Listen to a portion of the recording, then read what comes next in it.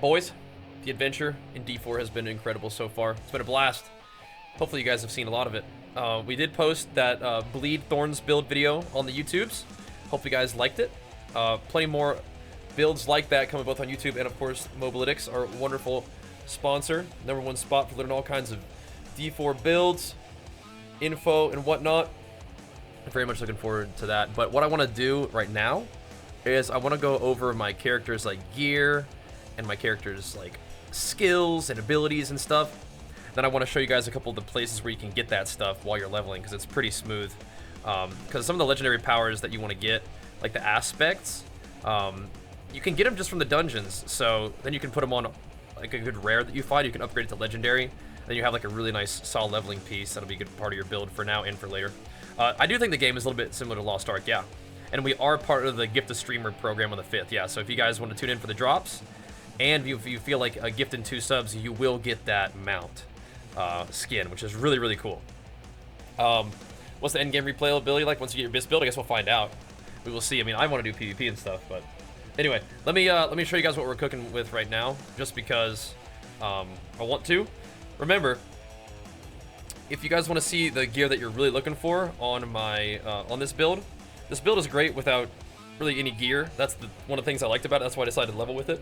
But it does scale well with gear. So if you get some good stats, particularly like damage to vulnerable targets, damage to slowed targets, damage to close targets, things like that, your bleeds are gonna like super pop off, and that'll help you shred those bosses. So this helmet is pretty nice. It's got a little bit of life, and it's got ranks of steel grass. Once again, I'm level 40 right now. We are just about to begin Act 6, which is the last act of the campaign, and then we get to do the endgame stuff. But here's what we're working with. This was nice too, just a bunch of extra life, fortified generation, weapon mastery, skill damage. Got 2 sockets, I put Thorns in both of them, but this particular legendary power is actually a really important one. You gain a certain amount of increased armor for 4 seconds when you deal any form of damage, stacking up to 50%, right? So you are dealing a ton of little instances of damage because you're not doing like one big heavy hit. You're usually doing a lot of Thorns damage and applying bleeds, and every time a bleed ticks, it's going to give you a stack of this. And armor is not just physical damage reduction, it's like all damage reduction. I think a little bit of it applies to like your elemental damage reduction as well, so pretty neat. So you're just gonna tank up with this. This is a really important one to have on your character. This is what I recommend in the guide as like a thing to have. And now I got it just on this piece of gear, but it also actually drops from a dungeon. So I'm gonna have to search around for it a little bit, but it does drop from one of these dungeons, like up here, around here. Okay, so this is another one that I want to do. Dark Ravine, basic skills grant 20% damage reduction for 2 seconds. That's huge. We're gonna want that. But where's the other one? This is a cool one too. There's so many neat little thingos. But I know that one is actually one that you can find in a dungeon. And I think I'm gonna have to do that. Let me go run that thing. There's a bunch of them on the list that I want to do, but yeah, I know that armor stacking one is, I think, a part of one of the ones you can get in a dungeon. I could be wrong. I know the just the basic skill one is in there, and then there's one that I've done. I need to find that one as well. That gives you like 15% extra damage on your is it this one? No, I don't think so. It gives you 50% extra damage on your base, or sorry, attack speed on your basic attack. And that's huge for generating fury. And it makes the build like so much smoother. It's not Halls of the Damned either. Not Champion's Demise. I think it's Buried Halls actually. I mean, that's the one. But anyway, this thing where you're stacking up damage reduction or armor whenever you're attacking, whenever you deal damage, is massive. So I want to see if I can find it for you guys. Because I'm nearly certain that is a dungeon that you could do to get that thing. Now I'm just looking through all of them.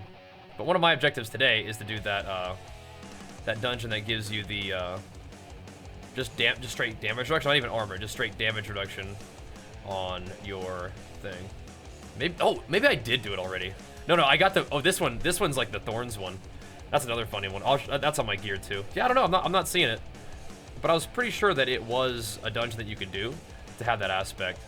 Maybe I'm trolling. And I already have it. Okay. So it is from Halls of the Damned. That's why I couldn't find it, because I've already done it. There it is. So it is Halls of the Damned. Then what's talking about here, this one's from Penitent Cairns. The Thorns while berserking. That's okay. The Buried Halls, though, is huge. I would recommend you put this on your two-hander, because it doubles the effectiveness, and you never really use your other two-hander, your mace. You never really use that. This is going to be insane for the Whirlwind build at some point.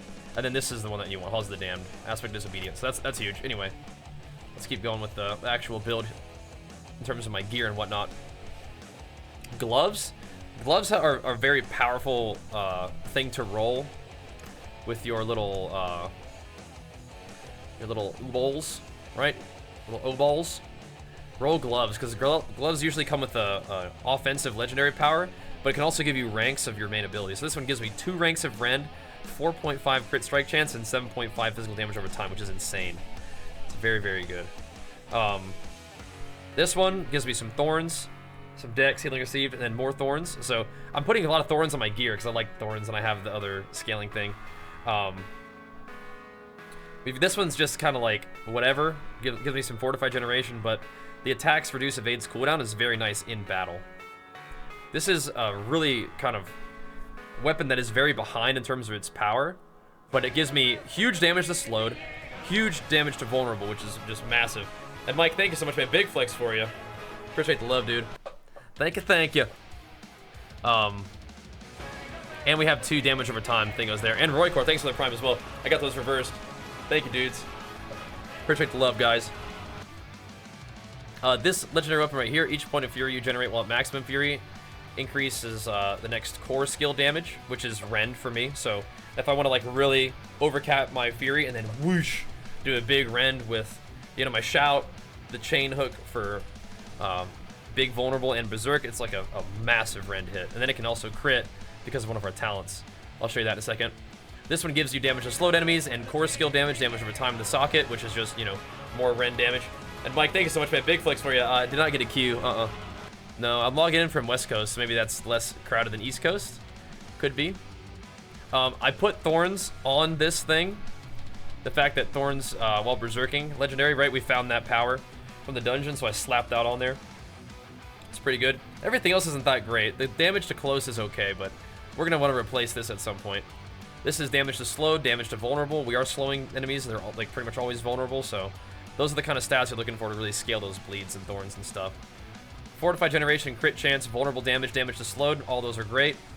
Distant enemies have a chance to be stunned when they hit me. It's not that big of a deal, but I mean, it's like, all right, whatever. We found the legendary, so we'll take it. This is pretty nice for Rend.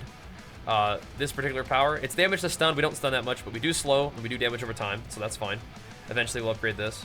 But it does deal extra damage based on my available primary resource. So if I have a lot of Fury, or if I'm overcapped on Fury, and then I Rend, whoosh, it's doing massive, massive damage. So that's what we're cooking with right now in terms of my gear.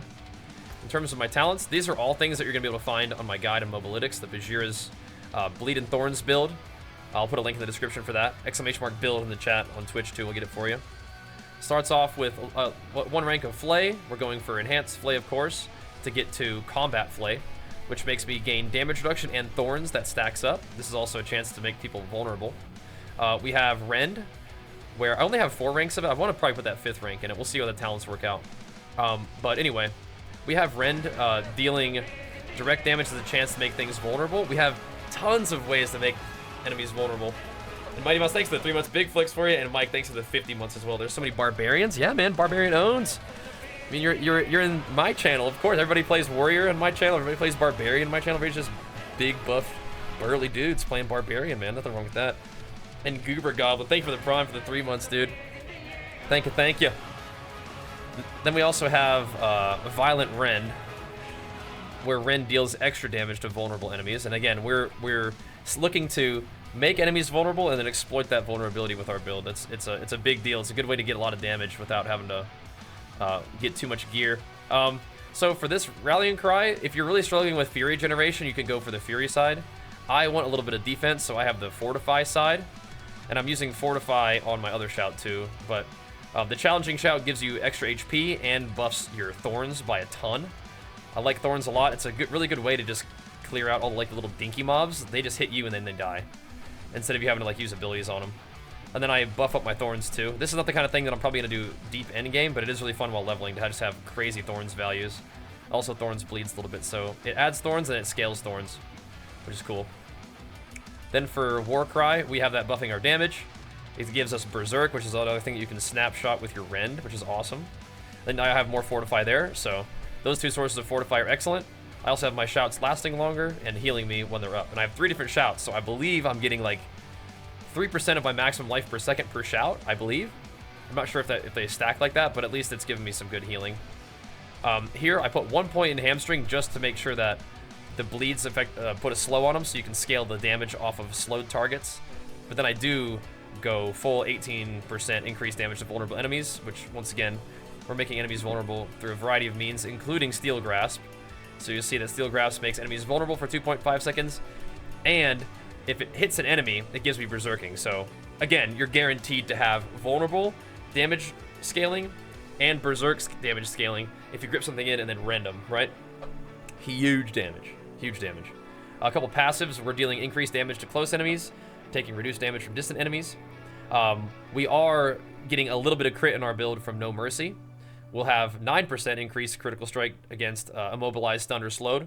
We're going to be, once again, we're slowing things all the time. Everything we do applies a bleed, right? Our attacks apply, Flay applies a bleed, Rend applies a bleed. If something hits me, my Thorns apply a bleed. Everything's bleeding all the time. It's a little bit slowed, so it's taking more damage, right? Insane. We don't put anything in here yet. Eventually, I'm going to start putting points into critical strike damage for heavy-handed, I think. But this talent right here, I wouldn't really be doing a lot of crit stuff. Like, don't try to get crit on your gear and crit damage or whatever until you get Gushing Wounds. Then you might want to start going into crit, because what this does is it basically gives your bleeds a chance to crit. And it's not like critting a bleed in WoW where 1 tick crits. It's like when you cause a bleed, right, the entire bleed amount can crit, right? So like normally a Rend would do whatever damage.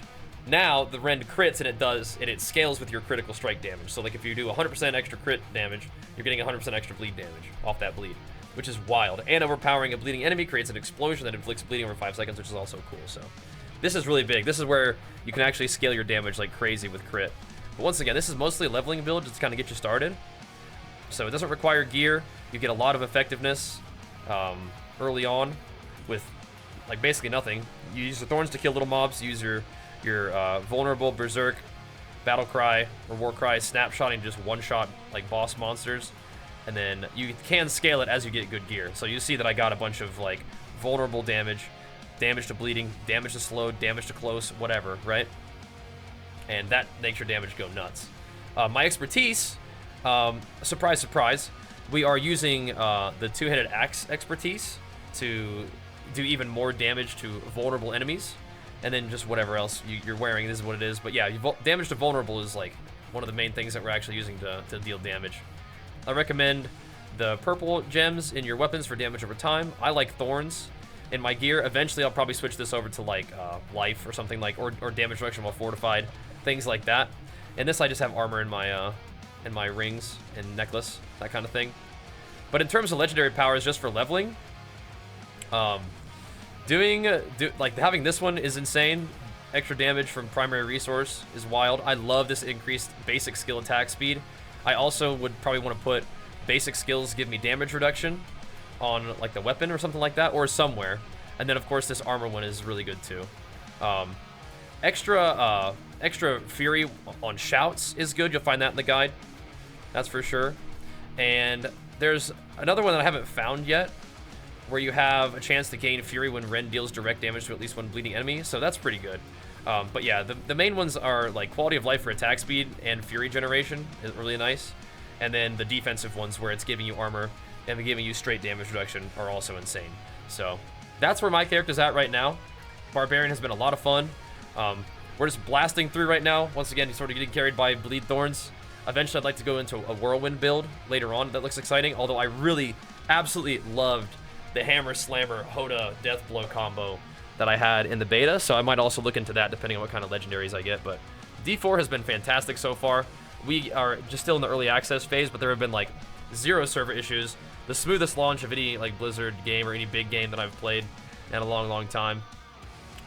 So very happy about that.